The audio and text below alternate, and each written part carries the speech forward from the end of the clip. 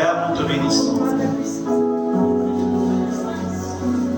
Ta parole déclare que tu as tellement aimé le monde que tu as donné ton Fils unique.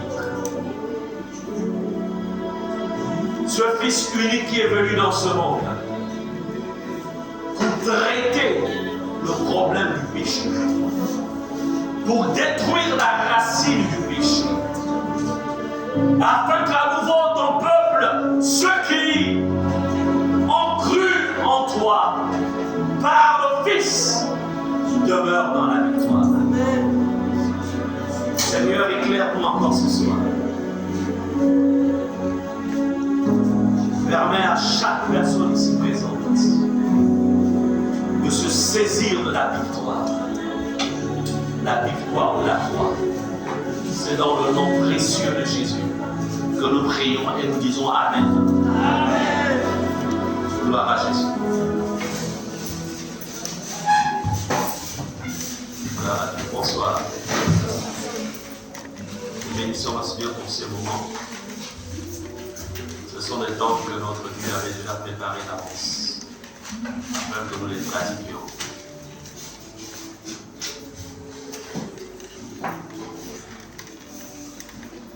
Le plan de Dieu consiste à ce que nous vivions dans la victoire. Je disais que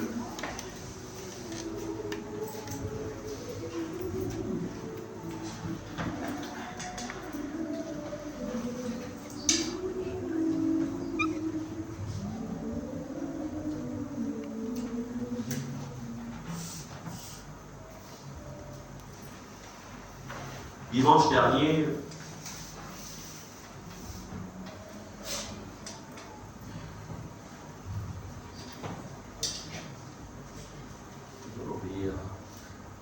qu'est-ce que tu as?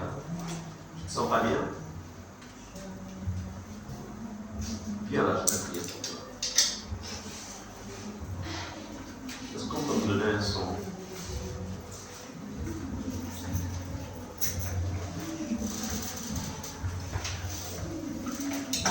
Tu peux rester là.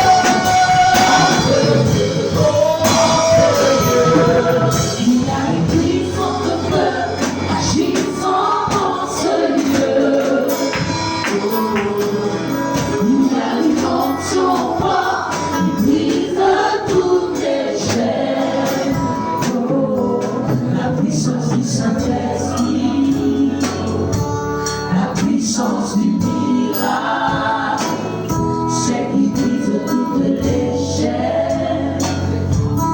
En ce lieu, en ce lieu. On acclame Jésus.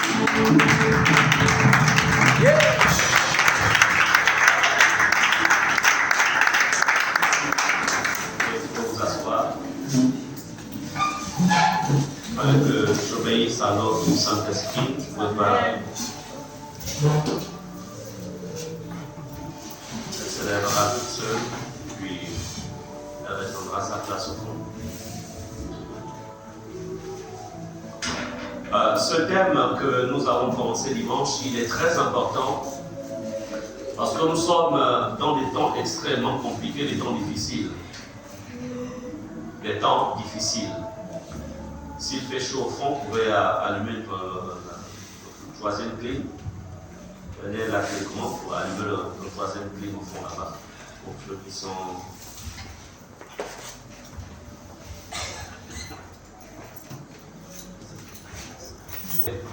Il y a des situations auxquelles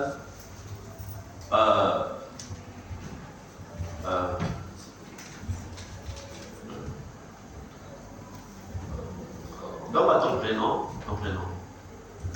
Appelle-moi ton prénom. Marie. Priscilla. D'accord. Tu as aussi une homonyme.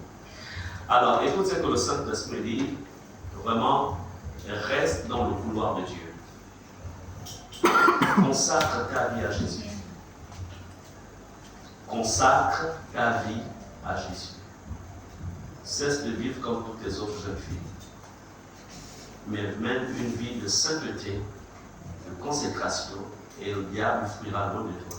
Parce que le diable te cherche et il te hait. Tu as compris? Mais ce qui est bien, on n'a pas besoin de son amour, on a besoin de l'amour de Jésus. Amen. Ok? On va être comme ça. Bien. Nous avons vu dimanche le mal qu'il y a dans le péché. Nous avons vu dimanche ce qu'est le péché. Nous avons vu dimanche que le péché était un organe vivant. Le péché vit. Et le rôle, l'objectif du péché, le péché vient et détruit. Le péché rend esclave. Le péché brise les destinées des gens. Parce que celui qui est derrière le péché, c'est le diable. C'est lui qui est le père du péché. Nous avons vu que la loi n'a pas pu régler le problème du péché. Les prophètes de l'ancien temps n'ont pas pu régler le problème du péché.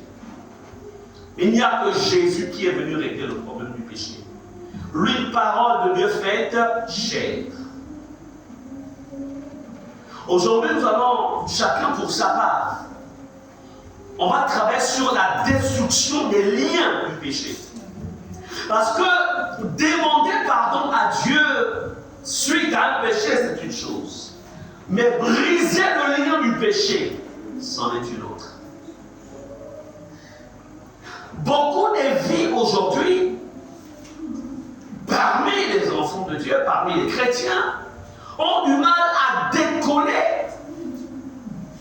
Parce que certains pensant que, ok, j'ai demandé pardon à Dieu, pensant que parce que j'ai demandé pardon, ils pensent que le lien a été brisé. Non, Dieu t'a pardonné. Oui, mais il y a ce qu'on appelle les conséquences. Et dans l'une des conséquences, il y a les dires. Parce que c'est un organe vivant. Est-ce qu'on est ensemble? La définition biblique d'un lien, en hébreu, ça signifie une corde.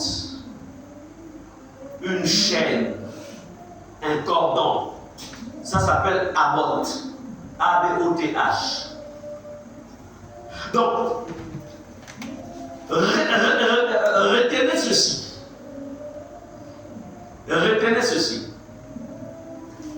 À chaque fois que quelqu'un, un enfant de Dieu, vit dans le péché, tombe dans le péché, et je voudrais dire ici, quel que soit le péché, ne voyez pas, parce qu'aujourd'hui les chrétiens ont catégorisé les péchés. Ils estiment que les grands péchés, pour eux, l'adultère, la fornication, ça c'est un grand péché. Mais le mensonge, ou ne pas être fidèle à un engagement, ça c'est un petit péché. Donc, il n'y a pas trop de problème. Le péché, c'est le péché. Donc, à chaque fois qu'un enfant de Dieu tombe dans le péché, il y a dans le plan spirituel un lien qui se crée avec l'esprit qui est derrière ce péché. Il y a une corde, il y a une chaîne. C'est comme le propriétaire d'un chien qui, en fait, maintient le chien avec quoi? Ils appellent ça une selle, je crois. Est-ce qu'on est ensemble? Une quoi? Une laisse, voilà. Donc moi, je fais le contraire. D'accord. Bon, c'est dommage, je n'ai pas de chien chez moi. Amen. Vous comprenez ça? Parce que pour combattre, pour vaincre le péché, il faut savoir comment ça fonctionne. Et quelles sont les conséquences. Donc, beaucoup ont été pardonnés, mais il y en a peu dont les cordes, le cordon ou la chaîne a été coupée. Toi-même, tu n'as pas la capacité de te délier. Sinon, Lazare se serait délié lui-même. On est ensemble. À la résurrection, Lazare ne s'est pas délié lui-même. Donc, beaucoup de chrétiens considèrent que la captivité, seulement comme l'emprisonnement par d'autres personnes, je disais, beaucoup considèrent que la captivité, c'est seulement l'emprisonnement, être emprisonné sur le plan physique, et que, en fait, c'est la seule captivité qui existe. Non. C'est pourquoi ce ne serait pas question de briser les liens du péché. Et ce soir, on va travailler par rapport aux liens des péchés familiaux. Amen. Amen. Et peut-être l'esclavage, en fait, la plus grave est celui qui est imposé par le diable. Lorsque quelqu'un est esclave du diable, c'est la pire des esclavages. Parce qu'elle va maintenir la personne dans une captivité dévastatrice. Puisque la personne est encore liée, donc elle est contrôlable. L'ennemi peut encore contrôler la personne. Le péché en question peut encore contrôler la personne. Donc, la plus grande forme de captivité qui puisse exister, c'est la captivité, c'est le lien, ou je dirais la captivité du péché.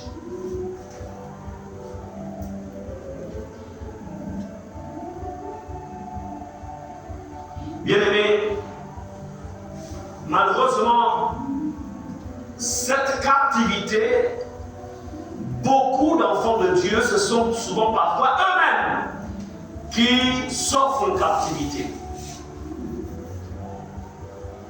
par quelque chose qu'ils ont décidé de ne pas abandonner. Vous savez, le péché viendra toujours à vous sous la forme de quelque chose de bien, quelque chose de sucré, comme un bonbon. ou un gâteau. Je vais l'exemple. Le péché ne vient jamais sous la forme des cornes. Jamais. Si vous voyez le péché se présenter à quelqu'un sous la forme des cornes, sachez que cette personne, en fait, Satan la possède déjà entièrement. Et le péché, quand le péché attaque l'enfant de Dieu, la première chose que le péché fera, le péché va d'abord envoûter l'enfant de Dieu. Dans l'envoûtement, une fois le péché a réussi à envoûter la personne, elle passe à une autre étape. L'étape du contrôle et de la destruction. Donc en fait, un enfant de Dieu ne tombe pas comme ça dans le péché. Non. À cause de la protection que Dieu a placée autour de l'enfant de Dieu, Satan ne peut pas tout de suite attaquer comme ça. Il sait que s'il rentre facilement, en fait, ces démons vont se faire du mal. Donc il faut envoûter. L'envoûtement consiste à détruire la protection qui est autour du chrétien. L'envoûtement consiste en fait à éteindre la flamme de Dieu autour du chrétien. L'envoûtement consiste à rendre le chrétien froid. Et une fois qu'il est froid, il n'a plus de sécurité, il devient accessible. C'est-à-dire qu'il n'est plus un danger, ni pour les démons, ni pour les sorciers, ni pour la nature du pays. Il n'est plus un danger. Est-ce que vous comprenez cela?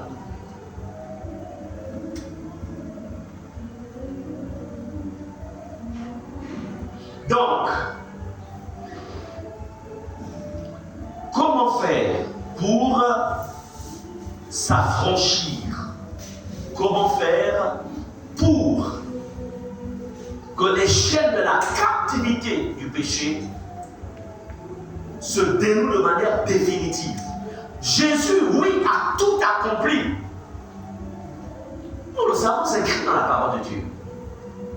Mais pourquoi il y a certains chrétiens qui mentent? Vous avez des chrétiens menteurs, ils te mentent. À la fin, tu dis, oh, mais si tu m'as menti, ah, vraiment, pardonne-moi. Mais elle ne va pas s'arrêter là. Elle va pas aller mentir. Comme si un frère, il y a des frères menteurs. Mais il prie en langue. Il lit la Bible. Mais menteur. C'est le péché. Et pourtant, Jésus a tout accompli à la croix. Il est venu délivrer les captifs. Mais pourquoi il y a des chrétiens qui sont dans la captivité? Je ne parle pas des païens. Les païens ont besoin de la repentance d'accepter Jésus dans leur vie. Mais ici, nous sommes dans le milieu chrétien. Il y a des chrétiens meurtriers qui empoisonnent les autres. Amen. Comment expliquer ça? Donc ne te dis pas que tu es à l'abri. Si tu mènes une vie de victoire, mais tu n'es pas à l'abri. Nul n'est à l'abri. C'est pourquoi il faut dépouiller le diable. Il faut dépouiller le péché. Amen.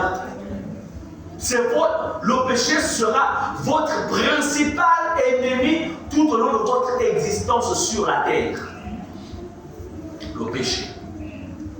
Si tu arrives à dominer le péché, tu rentreras au ciel, tu seras enlevé. Mais si tu n'arrives pas à dominer le péché te laissera sur la terre. D'autres monteront au son de la trompette. Le péché. Puisqu'il est dit, il viendra chercher une église sans tache, ni ride, ni rien de semblable. Le péché. C'est pourquoi il faut combattre le péché. Il doit être combattu. Si nous purifions notre cœur par la repentance et que nous nous tournons vers le Seigneur avec la ferme détermination de respecter sa parole, c'est là que la force pour détruire le péché se manifeste. Bien-aimé, le combat pour échapper à la captivité du péché, Jésus-Christ l'a mené pour nous. Et l'a remporté. Jésus l'a mené, l'a remporté. C'est pourquoi ce soir nous appellerons sur sa victoire pour se libérer des liens de différents péchés contre vous. Les différents liens dans lesquels beaucoup parmi vous se retrouve encore les liens. Le manque de pardon. D'autres sont esclaves des liens, du vol, des voleurs de dîmes. Mais tu iras où? Tu es retenu par l'esprit de maman, il te tient avec la laisse. Il te tient. Le son de la trompette sonne. Tu veux essayer de monter, il dit tu ne vas pas. J'ai mis en toi l'esprit du vol de dîme. Tu ne montes pas. Tu priais pour ton manque. Tu participes même à chasser les démons chez les autres. Mais le démon du voleur me dit non, tu n'as pas vaincu. Il dit on reste ici jusqu'à la grande tribulation. On reste ensemble. Donc, pour l'argent, tu vas rester jusqu'à la grande tribulation. Tu vas assister au règne de l'Antichrist. Juste pour les choses qui ne t'appartenaient pas. Parce que ça appartenait à Dieu, tu n'étais que le gestionnaire. Péché.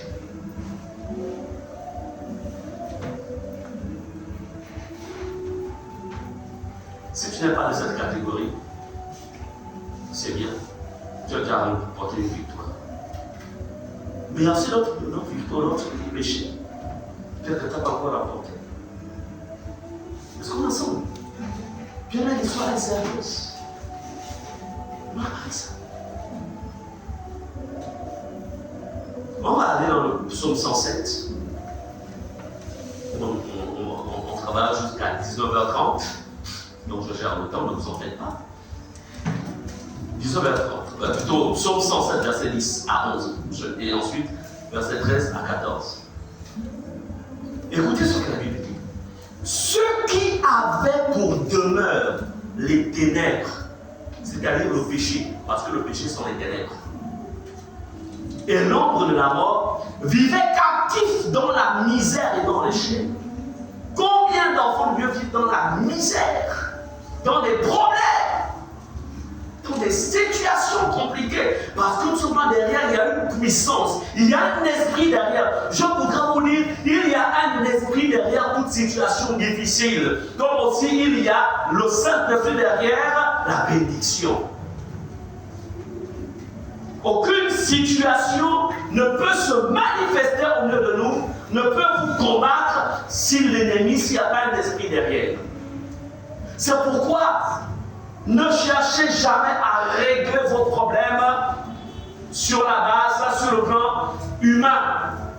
Chercher des solutions humaines, c'est une erreur. Comprenez ce qu'il y a derrière. Trouvez la solution. Comprenez et traitez cela. Amen.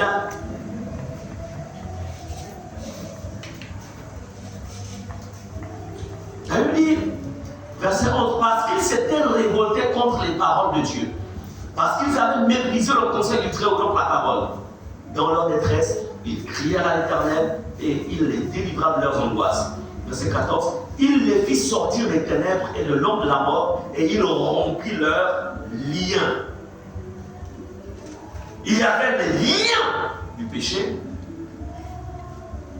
Et ces liens du péché, eux, ils ont compris.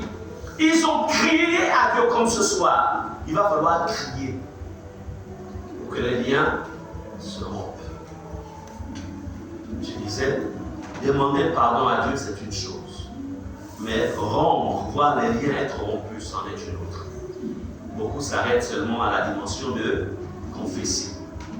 Mais les liens, et d'où certains mènent une vie de répétition. Ils sont des abonnés présents à la confession des péchés. Parce que ça se répète toujours. Mais pourquoi ça se répète? Pourquoi je n'arrive pas à me maîtriser? Pourquoi je me mets toujours en colère à chaque fois qu'on me parle de ceci? Pourquoi je suis toujours irrité? Et pourtant je sais que ce n'est pas bon, l'irritation. Pourquoi? Ce sont des questions que les enfants doivent se poser. Un péché qui se répète, comprenez qu'il y a un esprit derrière et qu'il y a une corde, il y a une chaîne. tant que ce n'est pas brisé, tu referas toujours la même chose. Pas parce que tu le veux, mais parce que tu es esclave d'un esprit. Est-ce que vous comprenez cela?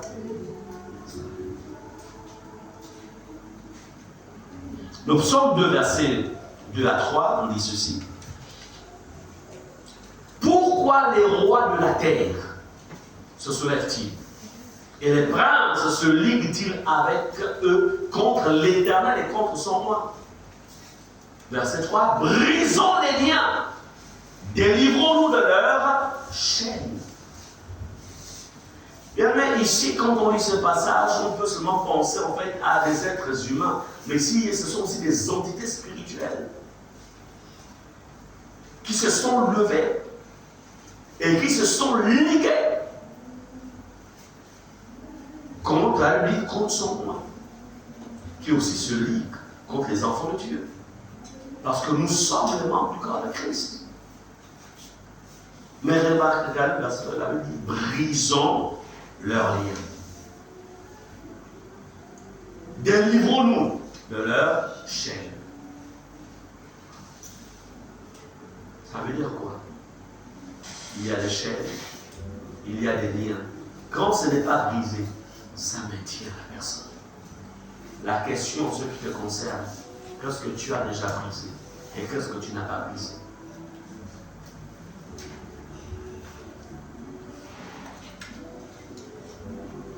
Donc je disais, aujourd'hui nous traiterons contre les liens du péché. Parce qu'il y a aussi des péchés des parents, des grands-parents,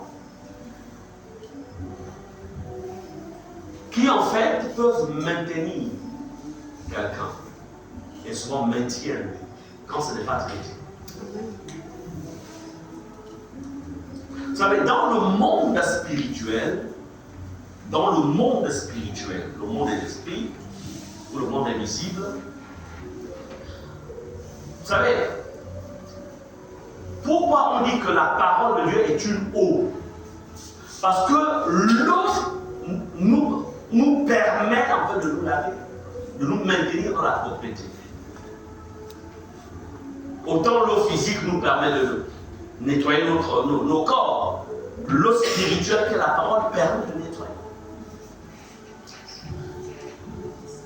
Et il est important de comprendre que quand vous êtes dans une famille dans laquelle il y a ce qu'on appelle des péchés de famille. Moi, je connais une famille où le père a connu ses filles. Bien sûr que c'était un occultiste. Ces filles-là sont devenues des femmes, ont fait des enfants, et les enfants de cette femme, un des garçons a connu sa propre sœur à l'insu de sa mère. Vous me direz, pasteur, comment vous avez su cela? C'était la propre fille, dans le cas de la cure d'âme, qui s'était confiée à vous. Voilà un peu la conséquence du lien du péché. Et tant que cette maman-là ne fait pas un travail pour rompre le lien de l'inceste, la malédiction va souvent jusqu'à la 4e génération. Donc ça veut dire, le grand-père fait une génération, les filles, ses enfants, 2e génération, les enfants de 3e génération. Ça veut dire que les enfants de ces enfants-là, il y aura aussi l'inceste à l'intérieur tant que ça n'a pas été coupé. Tant que le lien n'a pas été. Et c'est ça le problème. Alors, il est important pour savoir, parce qu'il y a des péchés, il y a des liens, voudrais-je dire, qui sont là, maintenus, parce que tout simplement, il y a les liens qui n'ont pas été rompus, aucun travail n'a été fait pour rompre le lien du péché, des péchés, en fait, des grands-parents ou des arrière-grands-parents.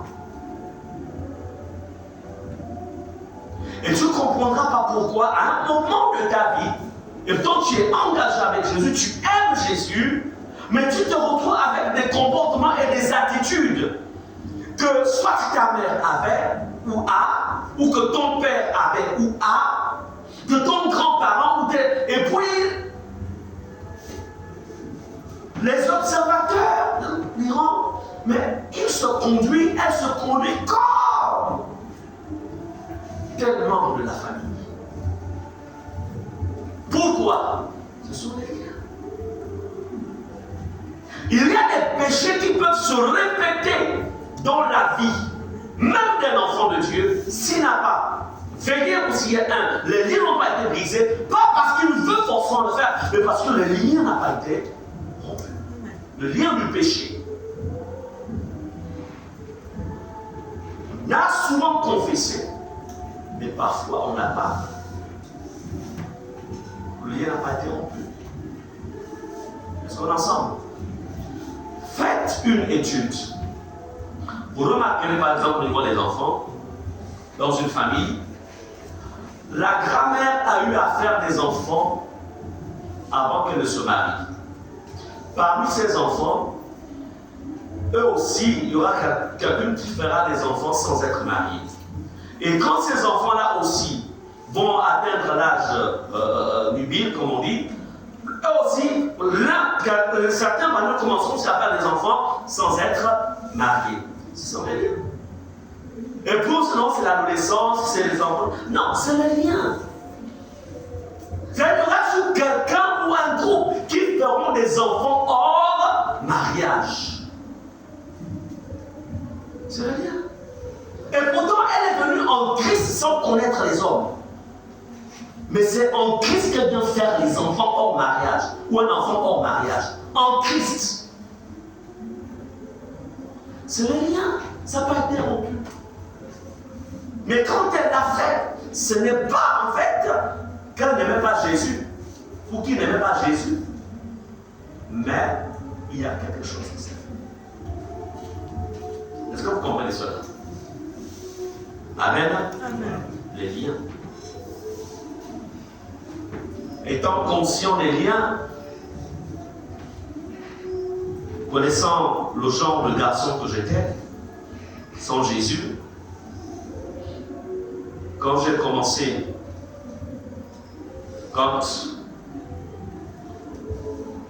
le Seigneur m'a dit, il faut faire un travail dans la vie de ton garçon. J'ai commencé à faire un travail pour qu'il ne mène pas la vie comme moi j'avais mené. Pour que les esprits de réclamation ne puissent pas travailler. Pour qu'ils soient sauvegardés de la marée du péché, la haute marée du péché. Et béni soit le Seigneur que le Seigneur a veillé là-dessus. Vous avez fait des enfants avant que vous ne vous mariez. Parce que vous les avez faits dans l'ignorance. Il faut rompre les liens du péché. Amen. Amen. Quel que soit le type de lien. Si vous ne le faites pas, ne vous limitez pas seulement à enseigner. C'est déjà bien le fait d'enseigner. Ne vous limitez pas seulement à confesser. C'est déjà bien de confesser. Mais il faut couper le lien. Yes. Amen. Amen. Et je vais vous montrer ce soir comment ça se passe. Rompre les liens. Parce que le péché vient avec une force. Puis c'est un esprit qui est derrière. Exode 20, verset 5 dit ceci. Voilà. Tu ne te prosterneras point devant elle, donc des images taillées, et tu ne les serviras point. Car moi, l'Éternel, ton Dieu, je suis un Dieu jaloux qui punit l'iniquité des pères sur les enfants jusqu'à la 3e et la 4e génération de ceux qui me haïssent. Je parle d'Exode 20, verset 5.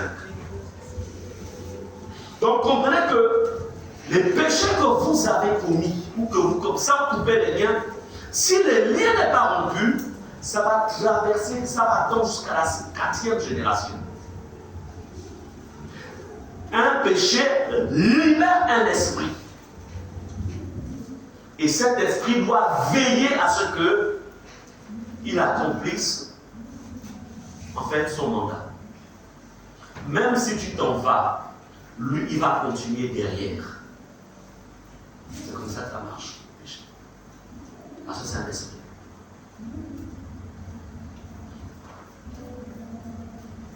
Néhémie chapitre 9, verset 6 dit ceci.